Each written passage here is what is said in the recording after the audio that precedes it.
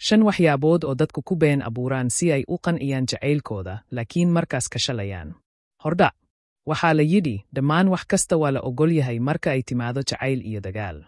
Dad badan ayaa si aan caadi ahayn ugu dadaala qof ay jecel yihiin, fariimo habeen dambe ah oo indholaan lagu qorayo, iska dhiga inay jecel yihiin filimada argagaxa xataa iyagoo indhahooda qarsanaya, ama si lama filaan ah xiise ugu muujinaya ciyaaraha kriketka, farshaxanka ama muusiga dhaqanka oo ayan weligood xiisayn, kaliya maxaa yeelay qofka ay ku dhacayeen wuu xiiseeyaa. Haddii aad rabto warbixintan oo kale fadlan guji sabskraib si aad u hesho warbixina intaan ka badan ha iloobin inaad nagu soo biirto. Mahadsani.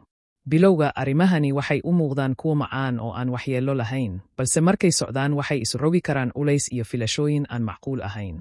Waxaad ku qasban tahay inaad la qabsato waxyaabo aadan jeclayn, ama aad mar walba qarisid waxa aadan rabin. Tani waxay sababi kartaa xiriir aan run ahayn oo qofku dareemo inuu jilayo doorka qof kale. Halkan waxaa ku qoran 5 arrimood oo aan weligaa ku qaldamin inaad iska dhigtid si kaliya aad qof ku cajabiso. 1. Aad u fudud in lagu maamulo. Marka qofku uu mar walba yidhaahdo haa oo uu ku raaco dhammaan aragtida iyo rabitaanka, si uu kaliya u muuqdo mid la jecel yahay, xiriirku wuxuu noqdaa mid madhan. Qofka kale weligiis ma arko shakhsiyadaada dhabta ah. Xiriir dhab ah wuxuu ku dhisan yahay kala duwanaansho, dood iyo koritaan, ma aha ku celcelinta ogolaansho la buunbuuniyey. 2. Ku kharash baxa si aad ugu ekaato taajir.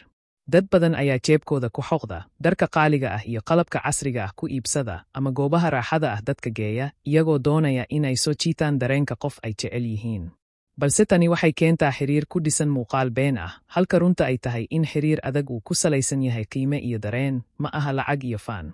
Kharash bixinta xad-dhaafka ah ugu dambayntii waxay burburisaa kalsoonida nafta iyo caafimaadka dhaqaale. 3. Xuduudaha shakhsiga oo la jebiyo.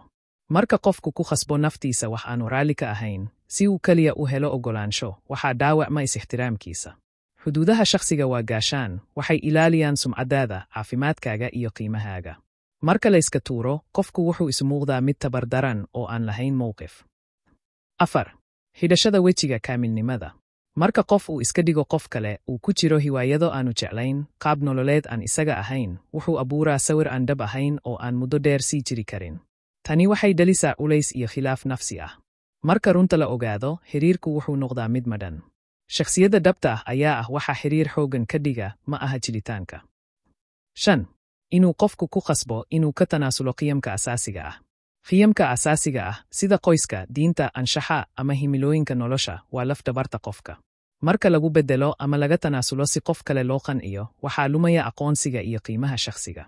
Xiriirku wuxuu noqdaa mid aan sal adag lahayn, waxaana abuurma dareen madhan. Qofka run ahaantiisa xooga leh waa mid ku adkaysta qiyamka uu aaminsan yahay. Gunaanad. Jacaylku wuxuu leeyahay qurux iyo qancin, laakiin had iyo jeer waa muhiim inaad ahaato naftaada dhabta ah. Been abuur iyo jilitaan kaliya waxay keenaan niyad jab iyo shalay. Qof kasta oo dhab ahaan ku jeclaada wuxuu qadarin doonaa runtaada iyo qiyamkaaga, ma aha wejiga aad iska dhigto.